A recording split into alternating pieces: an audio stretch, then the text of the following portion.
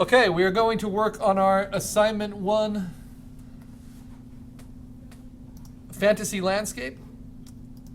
And we are taking it from the last demonstration where we set up our sketch, our vision. What I'm going to do is I've cleaned up my sketch here. I can see it clearly. I want to crop to just around the one sketch I'm going to use. So if I've decided I'm going to use the landscape one instead of the portrait format one, I'm going to crop around that. But notice I'm going to keep all of my notes in there. Okay. Now I'm going to take this image and I'm going to go to image size. And I need to make this print quality. So its width, because mine is landscape format, it's wider than it is tall. Its width I'm going to put in as 19 inches because that's the longest dimension we're able to print in this lab. And because the dimensions are locked, that automatically gives me 12 inches in height. Now, that's what you call the limiting factor.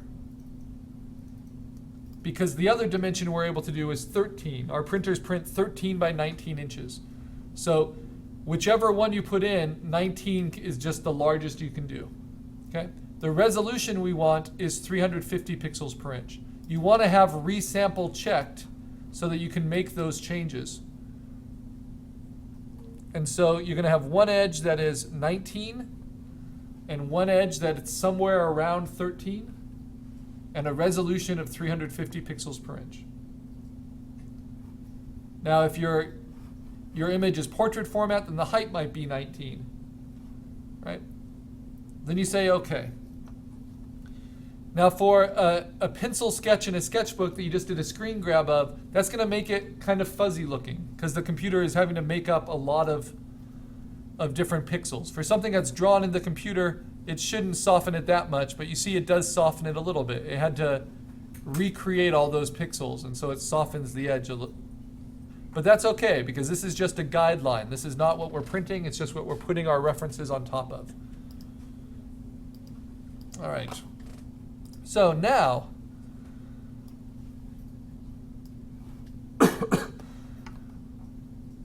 now I'm going to do something even a little bit more. So if this is like the box cover of a puzzle, and this shows us the vision we're trying to execute with our pieces, I now want to make space around my image for organizing the different pieces. So I'm going to go to image canvas size, which is different than image size, and I'm going to grow it to be about 40 inches wide and 30 inches tall, which is the size of kind of a small drafting table. Now, if your image is portrait format instead of landscape format, you want it to be 40 inches tall and 30 inches wide. And I'm going to make the canvas extension color white, and I'm going to anchor it from the middle, which means it will grow on all sides around my image. And when I hit OK, and then I hit Command 0 to fit it all on screen, what it does is it gives me an image that's the right size and resolution here in the middle. You know, around 13 by 19 inches by 350 pixels per inch. Even if you crop out my notes, this is still about 11 by 14 inches by 350 pixels per inch, which is what I want. And I have all this open space now to bring in new images. All right, now I am going to pull out the tab for this image so it's floating on its own. And I'm going to open up my references. So let me see. They're in my documents. They're in my digital folder, in assignment 1, all right here.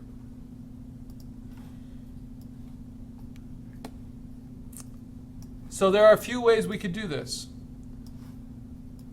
We could open each image we want. So for instance, the whale bones. I can open those up in Photoshop and then move it over, kind of float it in its own window.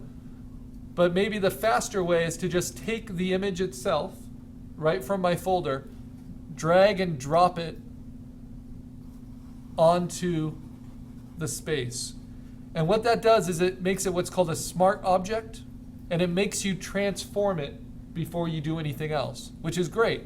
So I have this whale bone reference, which is huge and bigger than I need. So I'm going to hold down Shift, and I'm going to scale it down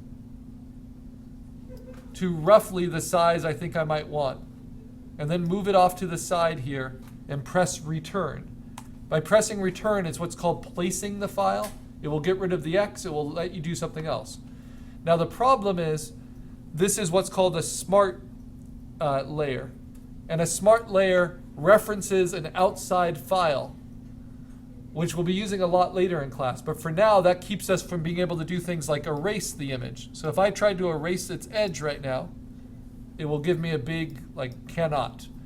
And in order to be able to edit the contents of a smart layer, we have to change it from a smart layer to being just a rasterized layer. And to do that, you right-click or control-click on the layer itself.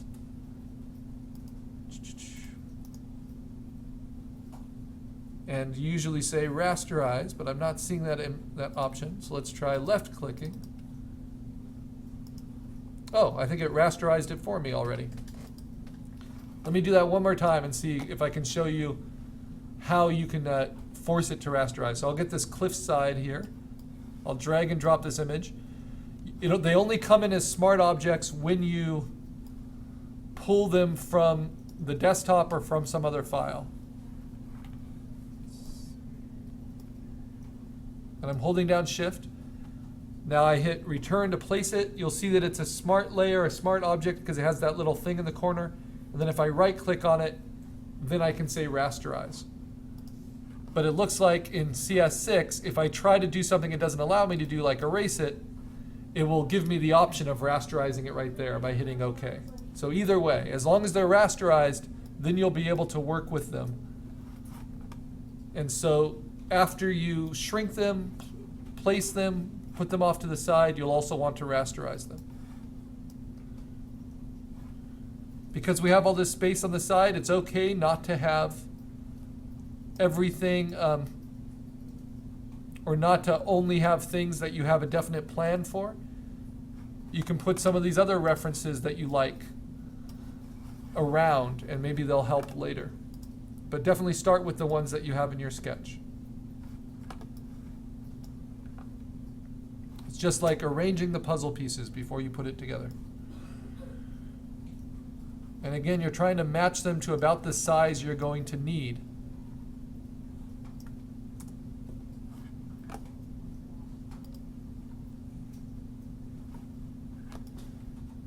So you can see this goes a little bit faster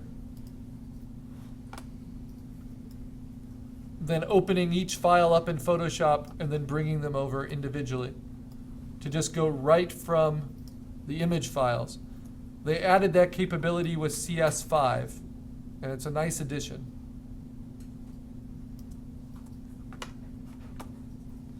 So I have 3 layers here. They all need to be rasterized so that I can edit them. So I'm just right-clicking or control-clicking and then choosing rasterize on all of them. So far I have 1, 2, 3, 4, 5 images. That's the minimum we need. Let me see, what am I missing from my sketch?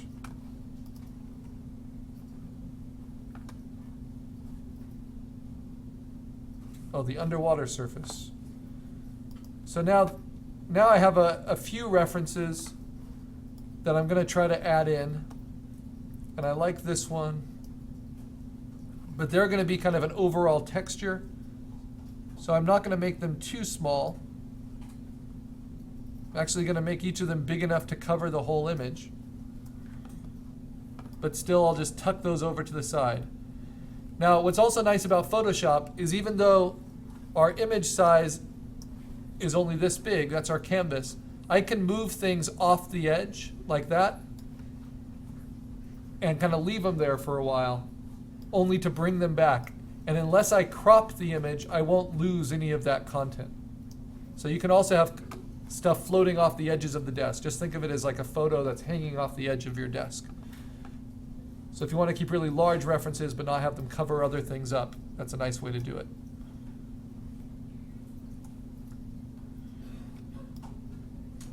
Now, you don't ever want to grow your images because that reduces their quality.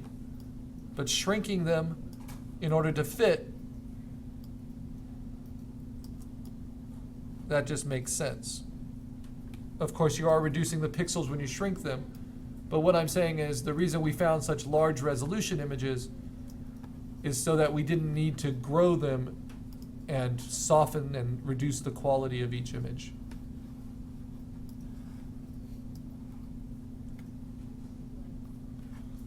So I have my 5 main components near the middle, and now these other ones,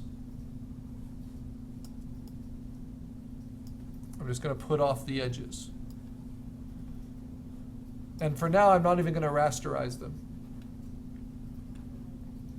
because I won't be using those for a while. And that, in a way, helps protect them. It won't let me edit them either.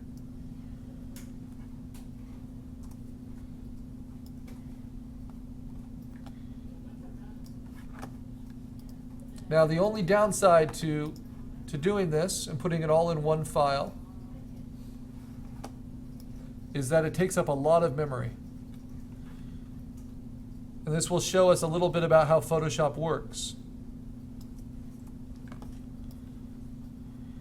So, down at the bottom of your Photoshop window, you'll see 2 figures.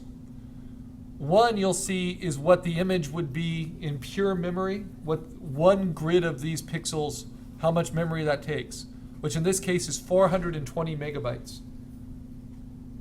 Now think about what 420 megabytes is. That's half of a gig, almost 500 megabytes. But with all the additional layers, it's actually closer to 800 megabytes.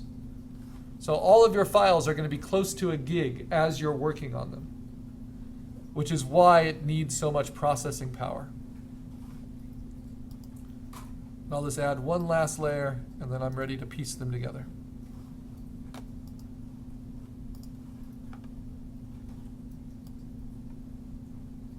And remember, you just hit return to place the file.